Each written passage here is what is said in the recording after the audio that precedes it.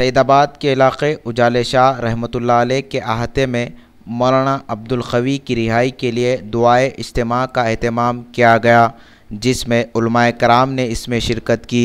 حیدرآباد کے ممتاز عالم دین مولانا عبدالقوی دیوبند میں کانفرنس میں شرکت کے لیے حیدرآباد سے دلی روانہ ہوئے۔ جیسے ہی دلی ایئرپورٹ پہنچے، گجرات کی پولیس نے انہیں گرفتار کر لیا۔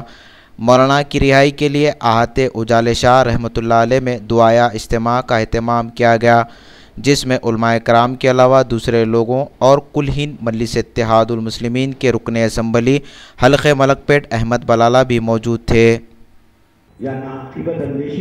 اور آواز دینے والا کون ہے؟ آواز دینے والے کے مقاصد کیا؟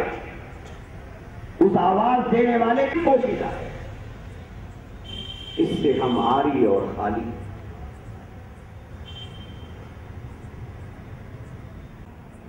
ہندوستان کے مسلمانوں کا سمجھ میں نہیں آ رہی، ہمدردیوں کے محتاج ہیں، نہ ہم اپنی بقا میں محتاج ہیں، نہ ہم اپنے وجود میں محتاج ہیں، ہم کسی کے محتاج ہیں۔ لیکن پچھلے 60 سال سے جب سے وہ ملک علیحدہ ہوا اور علیحدگی کے بعد سے مستقل ہمارے ملک میں ان کی مداخلتیں اور ان مداخلتوں کے نتیجے میں پیدا ہونے والی جو صورتیں شک کے دائرے میں آ گیا۔ میرے عزیز بھائیوں، مالوں کی حفاظت ہے،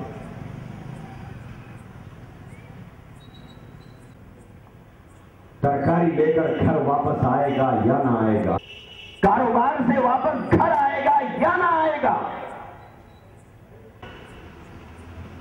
ایسا سمجھ میں آتا ہے کہ ان کو وہاں مظلوم ہے۔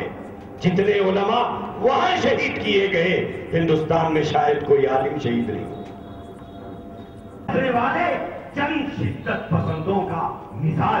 اللهم صل على سيدنا وشفيعنا وحبيبنا ومولانا محمد وبارك وسلم۔ ربنا ارحمنا لنكونن من الخاسرين، ربنا عملته على الذين من قبلنا، رب واعف عنا أنت مولانا على القوم الكافرين، فانصرنا والمسلمين والإسلام والملة والدين، الإسلام والمسلمين، اللهم انصر الإسلام والمسلمين، الإسلام والملة والدين، اللهم انصرنا ولا تنصر علينا، اللهم انصرنا ولا تنصر علينا، اللهم زدنا ولا تنقصنا، اللهم وفقنا لما تحب وترضى، عدد ما من نصر دین محمد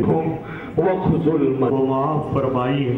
اے اللہ ہماری خطاؤں کو درگزر فرمائیے۔ اے اللہ ہم سب کو اسلام کا حق، اسلام کی حقیقی لذتوں سے آشنا فرما دیجئے۔